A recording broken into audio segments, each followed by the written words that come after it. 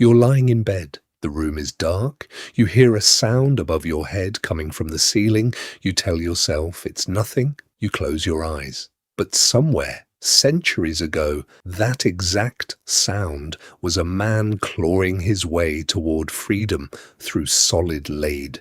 That's not a metaphor, it's history. In 1756, a prisoner escaped from one of the most secure buildings in Europe. Nobody had ever done it before. Nobody would do it again. And for years afterward, people simply refused to believe his story was true. His name was Giacomo Casanova. You probably know that name from rumor, not record, a seducer, a gambler, a myth dressed up as a man. But the real story isn't about romance. It's about a cell with no door handle, a roof made of lead, and 100-foot drop into a canal. On July 26, 1755, Venetian authorities arrested Casanova without trial. His crime was vague. Outrages against religion, they called it.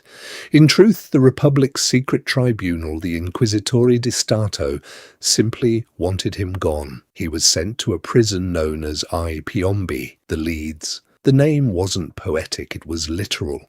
The cells sat directly beneath the lead-plated roof of the Doge's palace, the seat of Venetian power. In summer, the metal above trapped heat like an oven.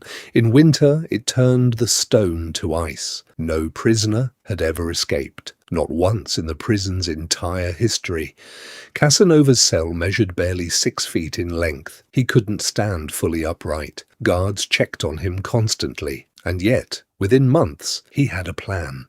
He hid a sharpened iron spike inside the spine of a Bible, smuggled to him through the prison's own library. Slowly, patiently, he began digging through the floor beneath his cell. It should have worked. Then, days before he finished, guards moved him to a different room. All that work, gone in an instant. You'd think that would end it. It didn't. His new cell had something the old one lacked, a ceiling he could reach. On the night of October 31st, 1756, 15 months after his arrest, Casanova broke through the plaster above him, using that same hidden spike, and pulled himself into the narrow crawl space beneath the palace's lead roof tiles. He wasn't alone anymore. A fellow prisoner, a disgraced priest named Father Marino Balbi, climbed up beside him. Together they crept across the roof of the Doge's palace itself in the open night air, above one of the most heavily guarded buildings on earth. Here's the part almost nobody expects. Casanova didn't sneak out through a back alley or a hidden tunnel. He climbed back down inside the palace, through an open window he found on the roof, into a room he didn't recognize. He walked calmly, dressed in the clothes he'd worn to his own trial, straight past the palace guards and out the main door, into the Venetian dawn. Nobody stopped him. Nobody even looked twice. That's the twist buried inside this story. The most impossible escapes in history rarely happen through brute force.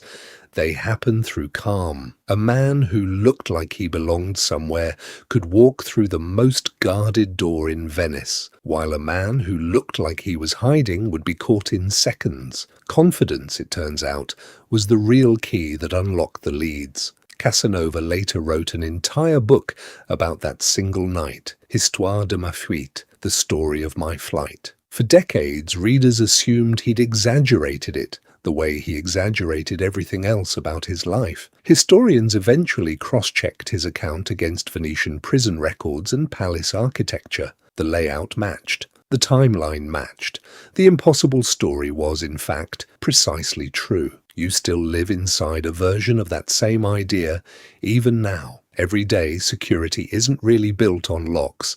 It's built on assumption. The person who looks like they belong gets waved through. The badge, the uniform, the calm expression, they open more doors than any tool ever could. Modern security researchers call this social engineering, and it remains one of the most effective ways to bypass systems that cost millions of dollars to build. Casanova proved the principle centuries before anyone gave it a name. So, the next time you hear a strange sound above your head at night and you tell yourself it's nothing, remember that somewhere in Venice in 1756, that sound was a locked door quietly disappearing forever.